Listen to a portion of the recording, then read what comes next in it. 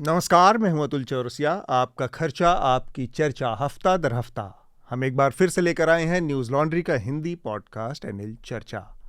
चर्चा में इस हफ्ते कई सारी बातें हैं, कई सारे विषय हैं जिन पर बातचीत होनी है, लेकिन सबसे पहले मैं चर्चा के जो मेहमान हैं उनसे आप सबका परिचय करवाना चाहता हूं। हमारे साथ टिमोथी चोंगथू हैं। टिमोथी फॉर्मर प्रेसिडेंट हैं कुकी स्टूडेंट ऑर्गेनाइजेशन दिल्ली और एनसीआर के। इसके अलावा फॉर्मर मेंबर हैं first north east representative Delhi police under joint CP Robin Hibu के अंडर में बनी थी। इसके अलावा प्रैक्टिसिंग एडवोकेट हैं दिल्ली के अदालत में, दिल्ली की कोर्ट्स में वकालत भी करते हैं। तो बहुत बहुत स्वागत है टिमोथी आपका। इसके अलावा स्टूडियो में मेरे साथ दो साथी हमारे, हृदय जोशी और आनंद वर्धन। आप दोनों का भी बहुत बहुत स्वागत। बहुत बहुत शुक्रिया। नमस्कार। तो मैं जल्दी से एक बार जो इस हफ्ते की सुर्खियां हैं महत्वपूर्ण, उनके बारे में बता दूं। जिस पर हमें बात करनी है वो जिसके लिए टिमोथी भी हमारे साथ जुड़े हैं। आज मणिपुर में हिंसा का जो दौर है लगातार जारी है। 1 महीने करीब होने को आए इस बात को शुरू हुए। 3 मई को हिंसा की शुरुआत हुई थी। वहाँ पर दो वहाँ के जो प्रमुख समुदाय हैं, मैती और कुकी समुदायों के बीच में ये झड़प शुरू हुई थी। अब तक जो ताज़ा खबर है इसमें 80 लोगों की मौत हो चुकी है।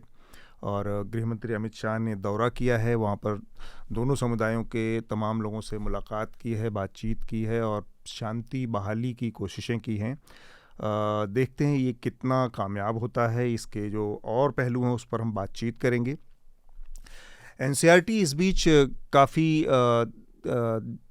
तेज़ी से काम कर रहा है। बहुत सारे सिलेबस में बदलाव हो रहा है। 12वीं की क्लास में टेक्स्ट बुक से खालिस्तान का रेफरेंस हटाया गया है। इसके अलावा वीर सावरकर को ऐड किया गया है और कहा जा रहा है कि अंबेडकर का कुछ चैप्टर्स हटाया गया है। इसके अलावा 10वीं की किताब से पीरियोडिक टेबल्स को हटा दिया गया है, जो केमिस्ट्री की किताब से। तो ये 9वीं में है सर। 9वीं 10वीं में जी 9वीं में तो है अभी। ये चल रहा है। और सरकार का कहना है कि, या एनसीईआरटी का कहना है कि अब सिर्फ 11वीं और 12वीं छात्रों के लिए पीरियोडिक टेबल इम्पोर्टेंट है, पढ़ना ज़रूरी है। जो लोग साइंस स्ट्रीम में आगे बढ़ने का प्रयास करेंगे और उस विषय में आगे पढ़ाई करना चाहेंगे, उन्हीं को ये पढ़ने की ज़रूरत है।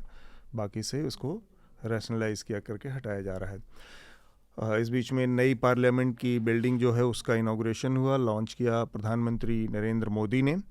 और उसके इर्द गिर्द काफ़ी कंट्रोवर्सी भी हुई। विपक्ष के करीब 24 दलों ने इसका बायकॉट किया और प्रधानमंत्री ने लॉन्च किया और अवसर पर उनका एक भाषण भी हुआ। एक महत्वपूर्ण बात जो ये और हुई इससे जुड़ी वो ये थी कि सेंगोल, एक राजदंड धर्मदंड जो कि चोल राजवंश से जुड़ा एक प्रतीक था सत्ता हस्तांतरण का, उसकी स्थापना नए पार्लियामेंट के भवन में लोकसभा के अंदर प्रधानमंत्री ने की। तो उसको लेकर भी बहुत सारे वाद विवाद हुए।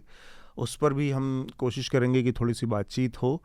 और दिल्ली से एक बड़ी भयावह घटना सामने आई है। एक लड़के जिसका नाम शाहिल खान बताया गया, बुलंदशहर का रहने वाला लड़का, दिल्ली के शाहाबाद डेयरी में उसने एक नाबालिग लड़की की हत्या कर दी। कहा जा रहा है कि उन दोनों का अफेयर था, दोनों के बाद आपस में पहले से जान पहचान थी और बाद में वो जान पहचान इस तरह से आगे बढ़ी कि दोनों उनको इनकार करने पर उसने हत्या कर दी। और इसका वीडियो सामने आया है टेलीविज़न चैनलों पे, बहुत उससे दिखाया गया, जिसमें लड़का सीधे हमले करते हुए दिख रहा है, पत्थर से, चाकू से। बहुत ही भयावह वीडियो है।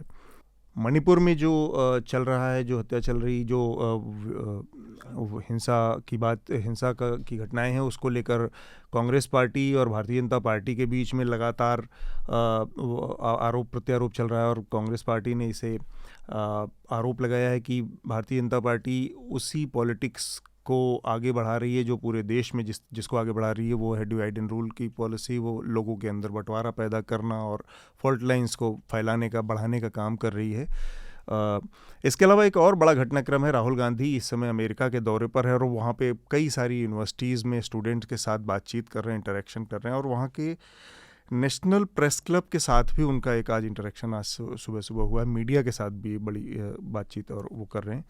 तो ये भी एक बड़ी घटना के तौर पर देखा जा रहा है। उस पर भारतीय जनता पार्टी काफ़ी हमलावर रुख अपनाए हुए उसका कहना है कि विदेश की धरती पर भारत की छवि को ख़राब किया जा रहा है राहुल गांधी के द्वारा, और वो उसको चोट पहुंचा रहे हैं और भारत का अपमान कर रहे हैं। अपमान से जुड़ा एक और बड़ा मसला है, और वो मसला है जो हमारी महिला पहलवान हैं, वो जो जंतर मंतर पर कुछ दिन पहले तक धरना प्रदर्शन कर रही थी, लेकिन उनको चूँकि पार्लियामेंट की नए भवन का प्रधानमंत्री को 28 मई को उद्घाटन करना था, इसलिए वहाँ से उनको पूरी तरह से हटा दिया गया, घसीट कर उनको पहले हिरासत में लिया गया और फिर उनको उनके टेंट और सारी चीज़ें जंतर मंतर से हटा दी गई हैं। वो रेसलर्स ने बाद में ऐलान किया कि वो अपने जो मेडल्स हैं जो उन्होंने जीते थे उनको गंगा में बहाने के लिए हरिद्वार जाएंगी। बाद में कुछ लोगों के बीच बचाव करने पर भी इसमें उन लोगों ने ये फैसला कुछ दिन के लिए टाल दिया है। इसका इंतज़ार रहेगा, हमें देखते हैं आगे ये किस तरह से आकार लेता है। आज इस पर चर्चा भी होगी। हाँ, हम इस पर बातचीत भी करेंगे आज। ये जो पूरा मसला है कैसे, क्यों, और बृजभूषण शरण सिंह के नज़रिए से थोड़ा समझने की कोशिश करेंगे कि इतना महत्वपूर्ण कोई व्यक्ति कैसे है इतने गंभीर आरोपों के बाद। दिल्ली हाई कोर्ट ने मनीष सिसोदिया का जो दिल्ली की नई शराब नीति थी उसको लेकर एक कमेंट किया है कि अगर ये नीति इतनी अच्छी थी और इतनी फुल प्रूफ थी तो इसको इतना जल्दी हड़बड़ाहट में वापस क्यों लिया, इसमें अगर कोई गड़बड़ी नहीं थी। और कुछ प्राइमा फेसाई उसको लगता है कि इसमें गड़बड़ी के संकेत हैं, जिसकी वजह से उसने उनकी जमानत की अर्जी को खारिज कर दिया है। अशोक गहलोत और सचिन पायलट जो कि राजस्थान के बड़े नेता और मुख्यमंत्री हैं, दोनों उन लोगों के बीच में जो टकराव चल रहा था वो टकराव लगातार जारी है। यहाँ पर दिल्ली में बीच बचाव की शीर्ष नेतृत्व ने कोशिश की, उनके बीच में समझौते की भी बातचीत हुई, लेकिन अभी तक कोई बहुत ख़ास सफलता मिली हो ऐसा दिख नहीं रहा है। सचिन पायलट का फिर से जो बयान आया है उससे नहीं लगता कि बात सब कुछ सामान्य हो गया है या बातचीत उनकी फिर से कायम हो गई है। तो ये अब तक की आज की महत्वपूर्ण सुर्खियां हैं। मैं सबसे पहले चूँकि टिमोथी हमारे साथ हैं तो मणिपुर की जो घटना है पूरी उसको हम समझ लेते हैं। एक तो जो हमारी एक सामान्य समझ है, ये हमको यहाँ से दिल्ली से बैठकर और नॉर्थ ईस्ट के बारे में जितना हम पढ़ के अखबारों के जरिए और टेलीविज़न के जरिए समझ पा रहे हैं कि मैती और कुकी समुदायों के बीच में एक झड़प शुरू हुई और इसकी जो इमीडिएट वजह बनी वो थी मणिपुर हाई कोर्ट का एक निर्णय, जिसमें उसने मैती समुदाय को एसटी श्रेणी का दर्जा दिए जाने पर का आदेश एक तरह से कि वहाँ की एन बीरेन सिंह की सरकार को कहा और कहा कि आप इस पर विचार करें। और हाई कोर्ट ने अपने ऑर्डर में 29 मई तक का टाइम दिया कि इसके पहले आप ये निर्णय कर लें। यहाँ से हमले और इसकी आपस में दोनों समुदायों को टकराव शुरू हुआ। टकराव क्या, इसके खिलाफ जो बाकी कुकी और अन्य जो वहाँ के महत्वपूर्ण एथनिक ग्रुप हैं उन लोगों ने एक विरोध प्रदर्शन निकाला और उसके बाद वो हिंसक रूप में आगे बढ़ा और बड़ी संख्या में लोगों की मौत हुई। इसमें अब तक जो मौतों का नंबर है इंडियन एक्सप्रेस के मुताबिक 80 लोगों की मौत हो चुकी है। बीच में एक ऐसा भी वक्त आया जिसमें सुरक्षा बलों के हाथों बड़ी संख्या में लोग मारे गए, जिसमें स्वयं मुख्यमंत्री ने दावा किया कि 40 के करीब उनको उग्रवादी बताया गया। इसमें बहुत सारे संशय हैं, बहुत सारे लोगों के अपने शंकाएं हैं कि भाई ये जो लोग मारे गए जिनको आतंकवादी या उग्रवादी बताया गया, ये लोग कौन हैं, इनके पहचान क्या है और ये लोग इनकी बॉडीज़ कहाँ, बहुत सारी बॉडीज अनक्लेम्ड हैं। तो ये भी एक स्थिति है। एक और चीज़ जो है ये जो दोनों समुदायों के बीच में जो फ्रिक्शन है या जो तनाव है वो लंबे समय से बढ़ता जा रहा था और उसके पीछे एक बड़ी वजह ये भी बताई जा रही थी कि जो जंगलों के बीच में रह रहे लोग थे, आदिवासी समूह थे, उनको जंगलों से निकाल कर और बाहर बाकी मैदानी इलाकों में लाकर बसाने की जो पॉलिसी थी उससे भी एक बड़ा टेंशन चल रहा था लगातार, क्योंकि सरकार की ये कोशिश बताया जा रहा था कि जो जंगलों के रिसोर्स हैं या उन पर जिन पर सरकार का है हिली एरियाज़ के बीच में, उनमें एक तरह की दिक्कत आ रही थी किसी भी तरह की पॉलिसी बनाने में, किसी तरह की योजना बनाने में। और उन पर रह रहे लोगों का एक स्वाभाविक सा दावा था कि ज़माने से, सदियों से, पीढ़ियों से लोग उन्हीं जंगलों पर निर्भर थे, उन्हीं जंगलों में रह रहे थे। तो अचानक से अब उनको वहाँ से निकालने की बात कही जा रही है सरकार के द्वारा। यहाँ से ये सारी समस्या शुरू हुई। और थोड़ा सा जो उसका जियोग्राफिकल आइडिया है वो ये है कि जो इम्फाल का वैली वाला इलाका है वो माइती डोमिनेटेड इलाका है, और हिली एरियाज़ में जो है वो बाकी कुकी और दूसरे नगा जो एथनिक समूह हैं वो डोमिनेटेड हैं। तो उनके अंदर एक तरह से मैदानी समूह के खिलाफ कहें कि ये वो गुस्सा पनप रहा था इस फैसले से कि उनको जंगलों से निकाला जा रहा था। घाटी गेला। टिमोथी, अगर आप थोड़ा सा हमें बता पाएं कि जितनी जानकारी हमारी है, इसके अलावा इसके क्या क्या और पहलू हैं, किन किन वजहों से दोनों समुदायों के बीच में, क्योंकि जो जो वायलेंस की हिस्ट्री रही है और दो अलग अलग समुदायों के बीच में तनाव की हिस्ट्री बहुत लंबे समय से रही, वहाँ पर अलग अलग टाइम पे इंसर्जेंसी ग्रुप्स भी काम करते रहे हैं दोनों हर तरफ से। तो उसके अलावा क्या क्या और ट्रिगर पॉइंट थे जिसकी वजह से ये अचानक से इतना आउट ऑफ कंट्रोल स्थिति चली गई? देखिए, पहले तो मैं आप सभी का धन्यवाद देना चाहूँगा कि आपने मणिपुर इश्यूज़ को हाइलाइट करने की कोशिश की और जनता को सच्चाई बताने की कोशिश की। जैसे आपने पहले बताया, जैसे एनसीईआरटी जो बुक्स थी, जिसमें पहले तो नॉर्थ ईस्ट का सब्जेक्ट्स कभी हुआ भी नहीं करता था। ये 2013-14 में काफ़ी रिकमेंडेशन आई कि भाई नॉर्थ ईस्ट का कल्चर आगे आए, नॉर्थ ईस्ट की फ्रीडम फाइटर में जो स्ट्रगल्स है वो आगे आए।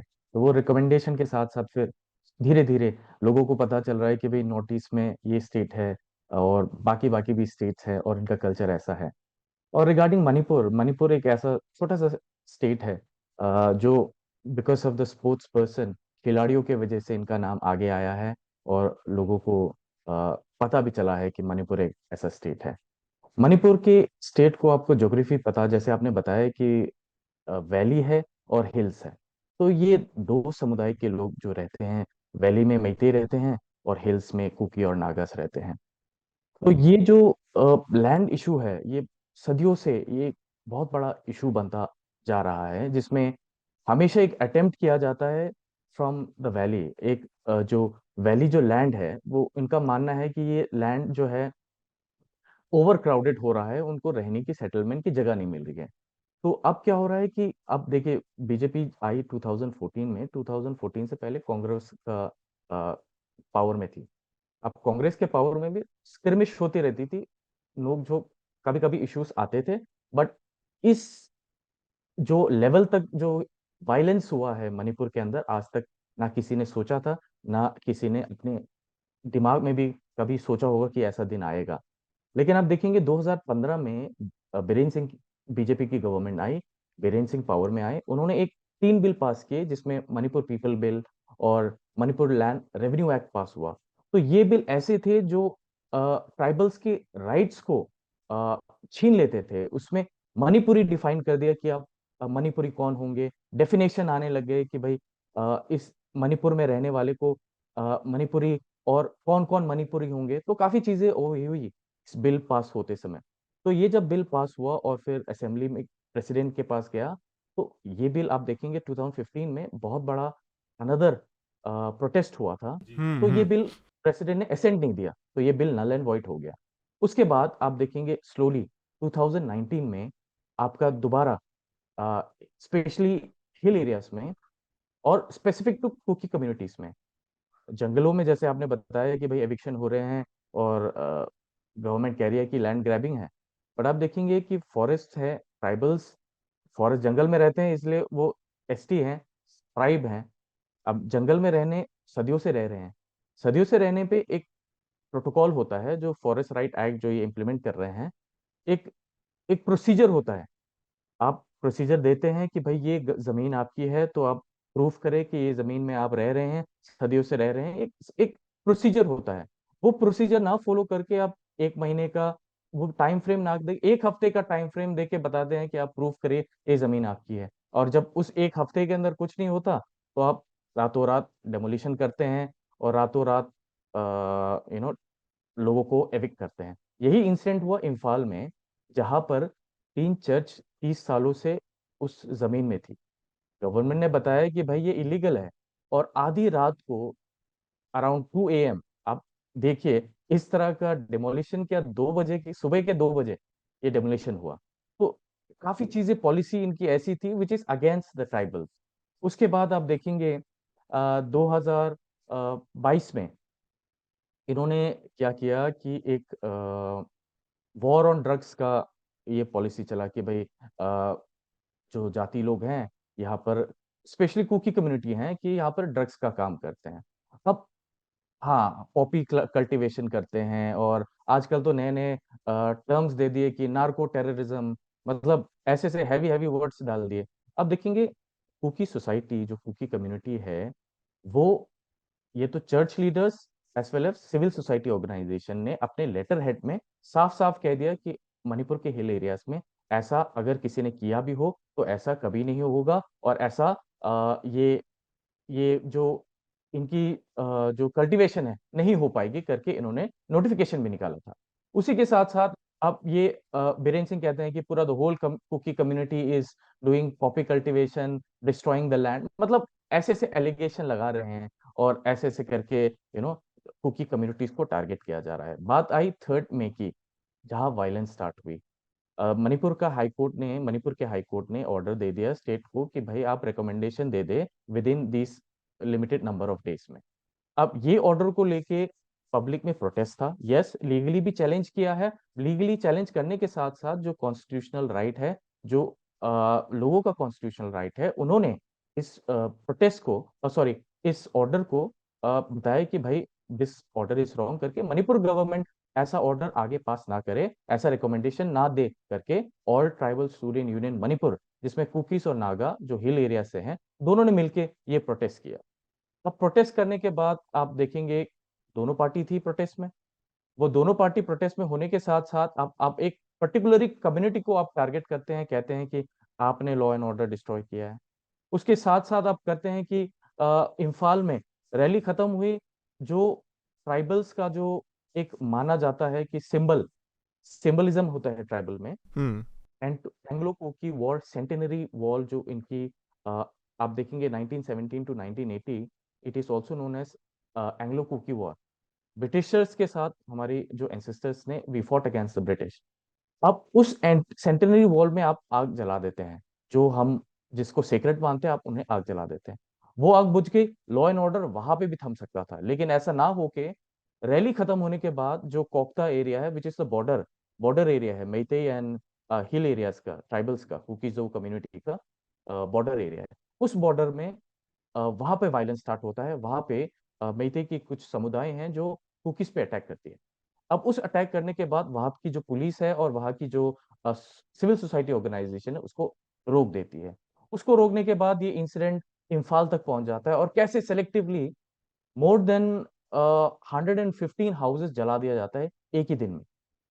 इम्फाल की जो दरिंदगी, आपको वीडियोस के माध्यम से भी आपको दिखेगा, इतनी वायलेंस हुई, इतने लोगों को मारा गया, इतने लोगों को विधवाओं किया गया। And there are incidents also where, जो मेरा पाइबी जो कहते हैं, मणिपुर की जो वुमेन सोसाइटी है, वो एनकरेज करती है लड़कों की कि गो एंड रेप देम। मतलब ऐसे ऐसे इंसिडेंट भी आगे आए हैं, और इतनी दर्दनाक हिस्ट्री हो चुकी है इम्फाल की, जहां से उनको फिर वहां से निकाल के वैली से तो पूरे अलग हो गए हैं। वैली से अलग होके अपने गांव जा रहे हैं, अपनी जिंदगी बचाने के लिए अलग अलग स्टेट जा रहे हैं। और जो टारगेटेड किलिंग, इसलिए हम कहते हैं कि एथनिक क्लींजिंग है, क्योंकि ये पर्टिकुलरली कुकी कम्युनिटी, कुकी जो कम्युनिटी के, पर्टिकुलरली उन कम्युनिटी को टारगेट किया गया है। आप देखेंगे 2022 में इन्होंने सर्वे भी किया था। इम्फाल में सर्वे करके उन्होंने मार्किंग कर दी कि इम्फाल में इतने सारे लोग रहते हैं, कैसे पता चलेगा कि ये कुकी है, ये नागा है, या इस कम्युनिटी के हैं। तो उनके घर के आगे वो रेड मार्किंग कर देते हैं कि भाई ये कुकी कम्युनिटी के हैं। तो जैसे ही बात 3 तारीख को ये वायलेंस स्टार्ट हुआ, सिस्टमैटिकली जो सारे मार्किंग थे उन सब घरों को अटैक किया गया और घरों को जला दिया गया। इसलिए अब ये कुकी जो कम्युनिटीज की यही मांग है कि अब आपने तो हमें वैली से भगा दिया, now we want total separation, you have already separated us, आपने हमें अलग कर दिया है, अब हमें अपना अलग एडमिनिस्ट्रेशन करने दे। यही तभी लोगों की मांग तो रही है। आप एक तरह से टिमोथी ये कह रहे हैं कि अब जो मांग है वो एक तरह से, जैसे लद्दाख में एक वक्त था कि या अभी भी है, अब तो अलग बन गया वो इंडिपेंडेंट, यूनियन एक एक टेरिटरी। हाँ नहीं, एक हिल डेवलपमेंट काउंसिल सी होती है जिसके अपने एडमिनिस्ट्रेटिव राइट्स होते हैं, इस तरह देखिए की। देखिए आर्टिकल 371 सी तो ऑलरेडी था, जो हिल एरिया कमेटी, जो अकॉर्डिंग टू आर्टिकल 371 सी यही है कि हिल एरियाज को एडमिनिस्टर करने के लिए ये एक हिल एरिया कमेटी बनेगी जो गवर्नर को रिकमेंडेशन दे सकती है और हिल एरिया के डेवलपमेंट या उनके एडमिनिस्ट्रेशन के लिए काम करेगी। ये तो प्रोविजन ऑलरेडी है, बट इस प्रोविजन के होने के बावजूद भी ये सारे बाईपास होके डायरेक्टली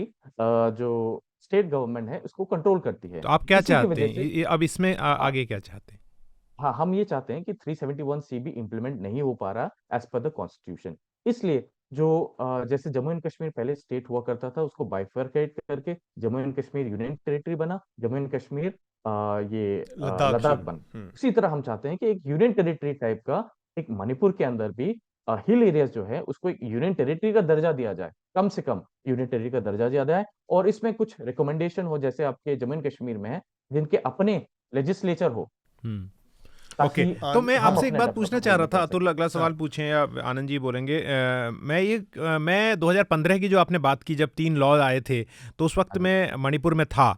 और ये बहुत हम लोगों के लिए शर्म की बात है कि हम बहुत कम जा पाते हैं उधर। और चूड़ा चांदपुर भी राइट उस वक्त राइट गया था उस इलाके में। तो और ये बात मैंने पिछली बार भी न्यूज़ लॉन्ड्री के कार्यक्रम में कही थी कि उस वक्त एक सपम रॉबिनहुड एक लड़का था जिसके मारे जाने के बाद फिर रिएक्शन में बहुत सारे कुकी लड़के मारे गए थे, और उन्होंने अपने बच्चों को क्रिमेट नहीं किया था कई महीनों तक। राइट इस राइट राइट प्रोटेस्ट में राइट मैं था वहाँ पर, और वो दिल्ली तक आए थे उनके लिए डमी कॉफिन राइट लेकर कि हमारी राइट बात राइट सुनिए, राइट कोई 6-6 महीने तक।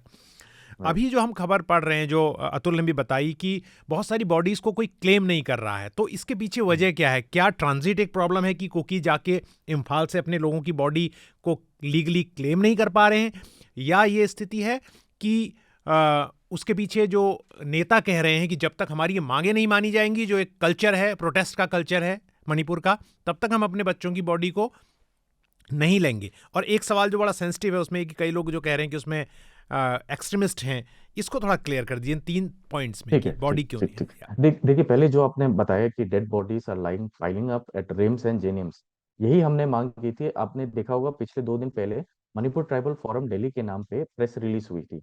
इस प्रेस रिलीज में हमने यही मांग की थी स्टेट गवर्नमेंट से कि आप इस बॉडी को आइडेंटिफिकेशन करवाने के लिए फैमिली की मदद करें, हमें आइडेंटिफाई करने दे कि ये बॉडी, क्योंकि हम इम्फाल अब जा नहीं सकते, हिल एरिया जो है अब इम्फाल जा नहीं सकता, लॉ एंड ऑर्डर अभी भी खराब है, they can not go and claim the body. That is the reason why, उसी रीजन की वजह से किया है कि उस मॉर्ग में ऑलरेडी इस बॉडी पाइलिंग अप। और ऐसा भी है इंसिडेंट कि भाई वहां पर तो रेफ्रिजरेटेड बॉडी रखने की भी जगह नहीं हो रही।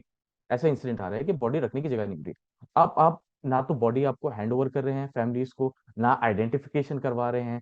तो या तो ये सरकार खुद साइलेंट है इस इशू पे, या तो वो मदद नहीं कर रही। ये तो सरकार ही बताएगा क्यों वो आइडेंटिफिकेशन करना नहीं चाह रही या बॉडी वापस हिल एरियाज में नहीं बेच रही। क्योंकि स्टेट के पास तो सारी मशीनरी है ना, वो तो चाहे कोई क्लेम करने ना आए, क्योंकि वजह है ना क्लेम कर पाने की, तो वो बॉडीज बेच दे चूड़चांदपुर में। They have a district hospital, वहां पे भी प्रिजर्व कर सकते हैं, बट ऐसा नहीं हो रहा। दूसरी चीज, इंसर्जेंसी की जो बात आई, आप देखेंगे कि वैलीज में 8-8 इंसर्जेंसी है, यूएनएलएफ है, पीएलए है, ये सारी इंसर्जेंसी है जो गवर्नमेंट ने टेररिस्ट का रूप इनको दे रखा है, क्योंकि ये सस्पेंशन ऑफ ऑपरेशन के अंडर नहीं आते।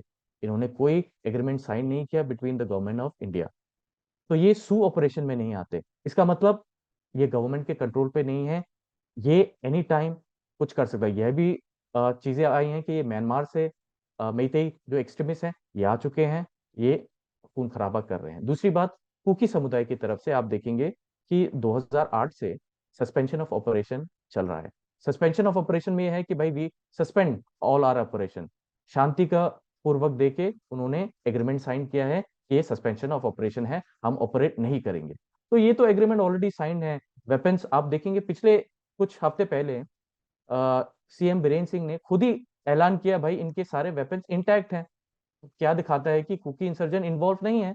अब सारे वेपन्स उन्होंने दे दिए, सारे वेपन्स की चाबी उनके पास है, सारे कैडेट की लिस्ट उनके पास है, तो कहाँ से ये इंसर्जेंसी का नाम ले रहे हैं? 40-40 इंसर्जेंसी मर गए बता रहे हैं। अब 40 इंसर्जेंसी अगर मर गए, लेट देम आइडेंटिफाई, ये या तो सू एग्रीमेंट में, सस्पेंशन ऑफ एग्रीमेंट में जो जिनका नाम है, क्या ये वही है या नहीं है? अब आप देखेंगे जो मरे हैं, कुछ तो गवर्नमेंट एम्प्लॉयज थे जो विलेज को डिफेंड कर रहे थे, उस दौरान मरे। और ऐसा नहीं है कि वो वहां जाके मर रहे हैं अपने हिली एरियाज में, क्योंकि वही अटैक हो रहे हैं। अब वहां से लोग, आप देखेंगे दो ऑर्गेनाइजेशन के नाम आ रहे हैं, मैते लिपुन और अरंगबाई टेंगोल। ये दो संस्थाएं ऐसी थी जो पहले culturally Manipur is great, Manipur मैते द सन ऑफ सॉइल करके इनका एक कल्चर बना था, जो अरंगबाई टेंगोल और मैते लिपुन के नाम से था। अब इन्होंने ऐसा ये फेनेटिक और से चला गया, जिसकी श्रद्धा एमपी सना जाउबा दे रहा था और बीरेन सिंह दे रहे थे। ये दोनों इनके हेड थे, जो इनको सारी सुविधाएं प्रोवाइड कर रहे थे। अब पिक्चर्स में आप देखेंगे सोशल मीडिया में ऐसी ऐसी चीजें आई हैं, ये आरंबाई तेंगोल वगैरह गन्स के साथ, वो भी ये अपने पुलिस कमांडोज के साथ पिक्चर्स लेते हुए। अब तो बात ऐसे आ गई, आप देखें एक और चीज बात आई है, गवर्नर के रेसिडेंस में नेशनल फ्लैग को रेस्पेक्ट दिया जाता है, और नेशनल फ्लैग के आगे दूसरा कोई फ्लैग नहीं आ सकता। वहां पर आप गवर्नर के ऑफिस आप जाएंगे तो सलाई ट्रेड, ये एक फ्लैग है जो मणिपुर के 7 क्लैन को डिपिक्ट करता है। क्या इंडिया फ्लैग के साथ ये सलाई ट्रेड, इनका जो फ्लैग है, ये आ सकता है? ये तो ऑलरेडी वायलेट कर रहा है flag violation of India rule को। तो ऐसे ऐसे चीजें हैं जो वेरी मेजोरिटी सुप्रीमिस का ये दिखाते हैं कि ये ठीक बा। मेजोरिटेरियन रूल है, मेजोरिटेरियन स्टेट है। हम्म। पर पिछले 1.5 महीने से वहाँ चुनाव चल रहा था कर्नाटका में। 3 मई से तो हम कह ही सकते हैं कि ये घटनाएं हो रही हैं मणिपुर में। आप खुश राइट, हैं राइट। अभी जो अमित शाह साहब ने आके वहाँ पर ऐलान किए हैं? क्योंकि बहुत सारे लोग, और आप जो कह रहे हैं उसका हम इस कार्यक्रम में साफ कर दें, उसमें ये मतलब निकल सकता है कि सारी जिम्मेदारी जैसे मैती समुदाय की है, जबकि मैती समुदाय के बहुत सारे लोग कह रहे हैं कि वो भी कुकीज़ के साथ रहना चाहते हैं और उनमें भी पैसे, मतलब लोग शांतिप्रिय लोग हैं, और ये झगड़ा मैती और कुकी का नहीं है, इसे सरकार बना रही है। तो सरकार के जो कदम है वो आपको लगता है वो ज़्यादा चुनाव केंद्रित हैं, इलेक्शन ओरिएंटेड हैं, और वो शांति के देखिए, लिए उतना ज़्यादा सीरियस नहीं है? राइट। देखिए, 3 मई को ये वारदात हुई। 3 मई में कर्नाटक में इलेक्शन चल रहा था। कुछ दिन तक तो सीएम साहब भी वायलेंस भूल गए, कर्नाटका के इलेक्शन में पार्टी को प्रमोट करने में लगे रहे। लेकिन आप देखेंगे जो चीफ मिनिस्टर जी हैं, वो होम का भी पोर्टफोलियो इन्हीं के पास है। होम का पोर्टफोलियो है, मतलब state law and order is a state subject. अब स्टेट सब्जेक्ट अपने ही स्टेट में जब इतना वायलेंस हो रहा है, और आप खुली छूट दे रहे हैं ऐसे ऑर्गेनाइजेशन को, इसका मतलब तो यही है कि आप चाहते हैं कि ऐसे दंगे फसाद हो। आप देखेंगे कि इम्फाल के अंदर 7 बटालियन, जो स्टेट पुलिस राइफल और आईआरबी वगैरह, उन 7 आर्मरीज में चोरियां हो रही हैं। कैसे चोरियां हो सकती हैं जब हेविली गार्डेड आर्मरीज को आप गार्ड नहीं कर पा रहे, खुलेआम वहां पे हथियारों की लूटिंग हो रही है? तो इसमें कहाँ से पीस आप दिखा पाएंगे? यहाँ तो वायलेंस का ये तो वो हो गया कि आए, हथियार ले जाएं और वायलेंस करें। और ये तो बहुत मैं तो कहूंगा कि लापरवाही थी स्टेट की, और इन्होंने बहुत।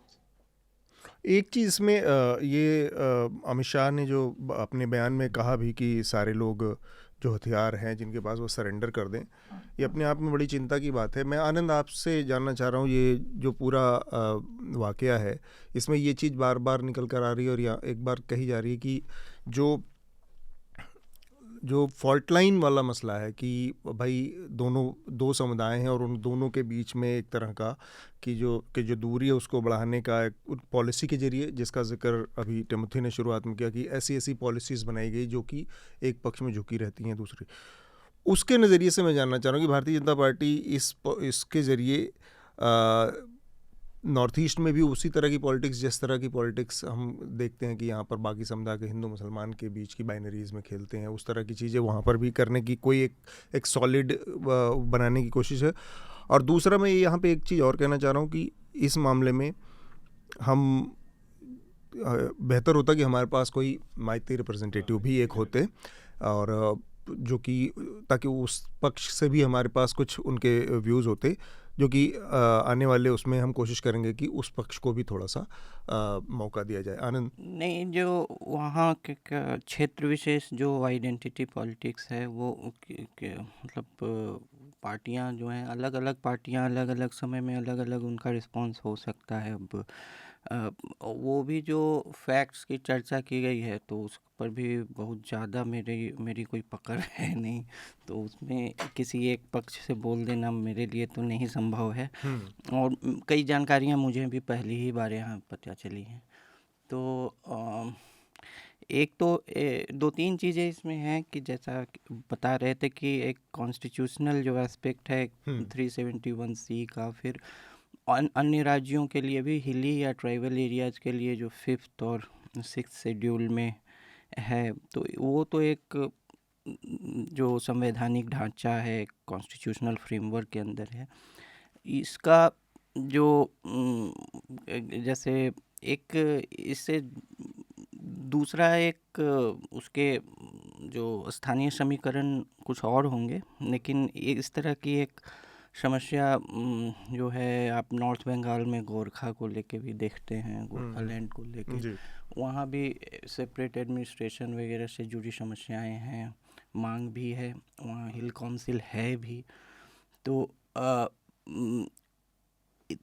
एक है कि ये एक मणिपुर की समस्या है, लेकिन और भी जगह इस पर ध्यान देने की ज़रूरत है कि जुडिशियल ऑर्डर्स के प्रति जो वायलेंट जो उसका जो रेजिस्टेंस है, तो अब कोर्ट के फैसलों को, हालांकि मेरे ख्याल से सिंगल बेंच था, उस पर चीफ जस्टिस ने एक ऑब्लिक रेफरेंस में ऐतराज़ भी जताया है कि थोड़ा सा ओवर रिच है या कुछ ऐसा, मैंने कहीं पढ़ा था कि सिंगल सिंगल जज कॉन्स्टिट्यूशनल बेंच करके क्या मतलब इस तरह का ओवर रिच का तरह का ऑर्डर ये जो एसटी की मान्यता देने की आई है।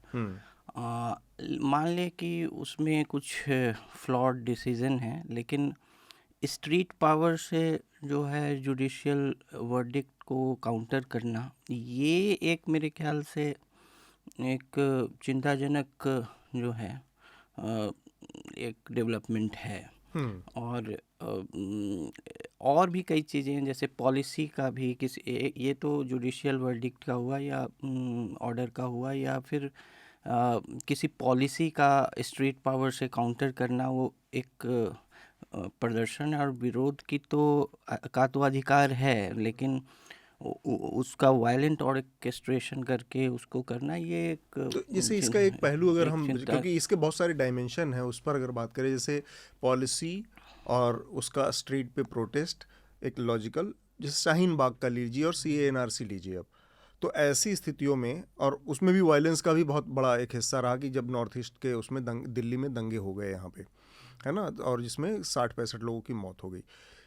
ऐसी स्थिति में आप केवल कि अगर हम इसको केवल इस नज़रिए से देखें कि एक पॉलिसी है और उसका स्ट्रीट पे लोग विरोध कर रहे हैं और उसमें वायलेंस हो जा रहा है, तो वायलेंस तो इन्फेस्ट भी करती है, क्योंकि पॉलिटिकल पार्टियों को तो महारत है इन्फेस्ट करने में। वायलेंस इन्फेस्ट करके लेजिटिमेट प्रोटेस्ट को, लोगों के डेमोक्रेटिक प्रोटेस्ट को क्या वो नहीं किया जा सकता, डिलेजिटिमाइज नहीं किया जा सकता, उसको बदनाम नहीं किया जा सकता, इसकी संभावना नहीं। हाँ, खासकर ऐसी पार्टियां जो पॉलिटिकल और पार्टियां एक बदनाम हैं। राजनीतिक ऑफशूट हो सकता है। और जैसे एक जो अग्निवीर वाला प्रदर्शन था, हाँ, वो भी जो है उसका जो भी नेचर था, वो भी उसी दिशा में जाता हुआ दिखा। और ये एक मतलब मणिपुर तक सीमित नहीं है, और भी जगह इसके अलग अलग फॉर्म्स दिख रहे हैं, तो ये मुझे चिंताजनक पॉलिसी के लेवल पे एक चीज़ और है यहाँ पर मैं कहना चाह रहा हूँ कि पॉलिसी के लेवल पे आप कोई बहुत आमूल चूल, जैसे आपने अग्निवीर योजना का जिक्र किया, बहुत आमूल परिवर्तन है, बहुत बड़ा बदलाव है कि आप अचानक से एक बड़ी आबादी है इस देश की जो निर्भर है और जो आकांक्षी है इस एक सरकारी नौकरी की, उसके सामने आप एक ऐसी परिस्थिति पैदा कर देते हैं कि उस 4 साल में रिटायरमेंट, मतलब 25 साल की उम्र में रिटायरमेंट किसी नौकरी में और सरकारी नौकरी में, जिसके लाखों अभ्यर्थी इस देश में आवेदक हैं, तो उसके रिपरकशन, उसके नतीजे, इन सब चीज़ों की कल्पना आपको करनी चाहिए। और पॉलिटिकल पार्टियां बाकी केवल उसका बैकलैश होगा या उसका पॉलिटिसाइजेशन होगा, ये नहीं होगा, ये सोचना आपकी मूर्खता है, होगा ये एंटिसिपेट करना आपकी जिम्मेदारी है। जैसे अग्निवीर पर तो हम अभी चर्चा करने नहीं बैठे हाँ हैं। उसका जो मेरिट डिमेरिट है जी। इसमें अतीत में चर्चा हो चुकी है। अभी उसका विश्लेषण करना तो अभी संदर्भ नहीं बन रहा। लेकिन मैं वो नहीं कह रहा कि विरोध नहीं हुआ, मैं कह रहा हूँ कि ये एक जो ट्रेंड है ना प्रक्रिया चल पड़ी है। कि वायलेंट प्रोटेस्ट का ये का, तो उसमें जो है जो एक जुडिशियल प्रोसेस या पॉलिसी मेकिंग प्रोसेस को रैंसम पे लेना, वायलेंस से काउंटर, ये एक अब उसका राजनीतिक पक्ष कुछ भी हो। यार मेरा इस पे एकदम ये अलग बयान है। मैं आप एक हाँ बात कहना हृदय कुछ चाहता हूँ। कहना मैं चाह रहे इस हैं? बात की हिंसा का तो यहाँ पर हम 4 लोग बैठे हुए हैं तो कोई भी कोई भी सपोर्ट नहीं नहीं कर करेगा, रहा है, हाँ। लेकिन ये उम्मीद करना कि जब रिसोर्सेस की बात हो, क्योंकि सारे मामले रिसोर्सेस हैं। हाँ कुकीज भी आज इसलिए चिंतित हैं, या जनजाति जो वहाँ क्योंकि पर है, अल्टीमेटली ट्राइबल्स, लैंड रिसोर्स क्योंकि का मसला है। रिसोर्स का मामला हाँ है। और उसमें और ये प्रोटेस्ट पहले भी होते रहे हैं यहाँ पर। अब छोड़िए ना, कुकीज तो वहाँ हैं बैठे हुए, या मैतीज वहाँ बैठे हुए, नागा वहाँ बैठे हुए। आप यहाँ देखिए हरियाणा में जाट आंदोलन जो हो जाता है तो रेल की पटरियाँ उखाड़ के फेंक देते हैं और सब कुछ रुक जाता है। प्रधानमंत्री सामना नहीं कर पाते उस वक्त भी, बात नहीं करते हैं उन सब इश्यूज़ पे। और दूसरा ये ज़्यादा इम्पॉर्टेंट है, जब आप नॉर्थ ईस्ट जाते हैं, नॉर्थ ईस्ट के लोगों में, और टिमोथी आप हमें बताएंगे, नॉर्थ ईस्ट के लोगों में ये भावना है कि आप कश्मीर को तो एड्रेस करते हैं, चाहे अच्छा बुरा जैसा भी, हाँ कश्मीर में कुछ भी होता है आप सुनते हैं, लेकिन नॉर्थ ईस्ट में कुछ होता रहे। हमें तो ये आज पता चल रहा है, जब इतना प्रोटेस्ट, इतनी हिंसा होती है कश्मीर में, इतनी नॉर्थ ईस्ट में इतनी इतनी समस्याएं हैं, इतनी प्रॉब्लम्स हैं उन लोगों की, लेकिन हम कभी उनकी ओर देखते तक नहीं। और नॉर्थ ईस्ट के लोगों में वहाँ जाइए तो ये भावना है कि आपके लिए इंडिया जो है वो वेस्ट बंगाल में ख़त्म हो जाता है, उसके आगे आपके लिए कोई इंडिया है ही नहीं। जब मैं वहाँ गया, वहाँ की जो माताएं हैं, जी। महिलाएं जो बैठी हुई थी, वो कोई दुर्भावना से, मैलिशियस फीलिंग से नहीं कह रही थी, पर वो कह रही थी कि तू इंडिया से आया है। मुझसे पूछते थे क्योंकि उनको ऐसा लगता है कि भैया ये इंडिया से आया है, उनके बच्चे यहाँ दिल्ली में हैं, लेकिन वो हम दिल्ली के से उनका इतना ज़्यादा डिस्कनेक्ट है दिल्ली का उनसे, उनका दिल्ली से नहीं, दिल्ली का उनसे इतना ज़्यादा डिस्कनेक्ट है। तो उस चीज़ को लेके, और एक ऐसी जगह जो arm force special power act के अंदर रही हो, जहाँ पर इतनी ज़्यादा हिंसा उन लोगों ने देखी हो, जो रेप की वो बात कर रहे हैं, उनकी महिलाओं ने जितना कुछ झेला, उसके बाद भी वो लोग जो हैं वो कॉन्स्टिट्यूशन की बात कर रहे हैं। जैसे वो टिमोथी ने अभी कहा कि वो भारत के झंडे की सैंक्टिटी की बात कर रहे हैं। तो इसको सरकार को समझना चाहिए। सरकार 1 महीने तक सो रही है चुनाव में, उसके बाद सरकार वहाँ जाती है, उसके इंटेंशंस पे सवाल हैं अभी भी बहुत सारे कि वो कैसे हैंडल कर रही है इन चीज़ों को।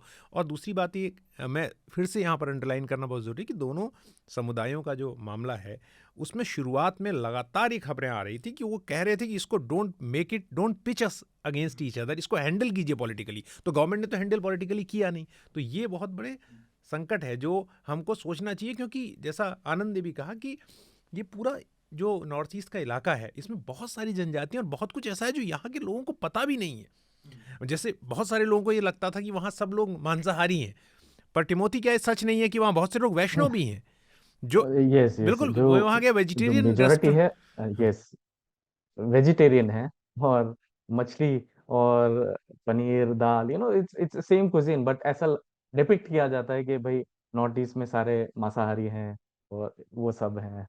तो ये जो हृदेश ने जो बात रखी है कि एक तो इसका पॉलिटिकली इसको उस तरह से हैंडल नहीं किया गया जिस तरह से इसको हैंडल करना चाहिए था, और दोनों कम्युनिटीज़ को एक साथ रख गया। तो इस पॉलिटिकल फेलियर के बारे में आपकी कोई कमेंट्री, टिप्पणी है? उसके बाद फिर हम आगे इस बढ़ते हैं।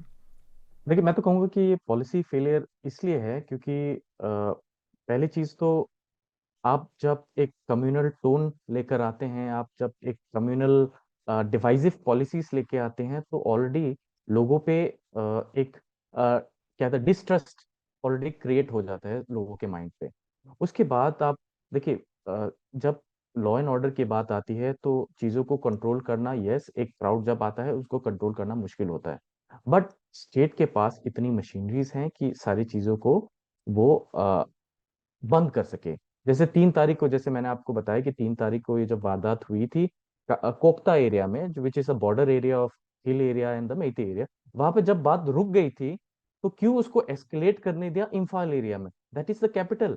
मैं मानता हूं अगर कुछ थोड़े कोने एरिया में होता है या थोड़ा बॉर्डर एरिया में होता जहां पर फोर्स जाने मुश्किल है, वो अलग बात, बट स्टेट कैपिटल इम्फाल में जब आपके ऐसा वारदात होती है और सिस्टमैटिकली इतने सारे चीजें एक साथ, वायलेंस निकलता है और घरे जलते हैं, तो ये तो सिस्टम फेलियर है और पॉलिसीज फेलियर तो है ही। आप देखेंगे कि लोकसभा सॉरी लेजिस्लेटिव असेंबली में भी ऑलरेडी डिफरेंसेस हैं। 60 एमएलए हैं टोटल, उसमें से 40 एमएलए तो वैली से हैं, 20 एमएलए हिल एरिया से हैं। अब क्या पॉलिसी लेकर आते हैं जो स्टेट असेंबली में पास होगी, तो आप खुद ही साथ 40 और 20 का रेशो तो ऑलरेडी बहुत ज्यादा डिस्टॉर्टेड है, तो पॉलिसीज लाना तो ऑलरेडी बहुत मुश्किल है। तो मेरा व्यू यही है कि जब तक आप होलिस्टिक डेवलपमेंट नहीं लाते, वैली कंसंट्रेट ना होके हिल एरियाज में भी आप डेवलपमेंट करते, हिल एरियाज में भी कुछ प्रोविजंस देते, सेल्फ एडमिनिस्ट्रेशन करते, तो लोगों में इतना तनाव नहीं होता। ठीक बात।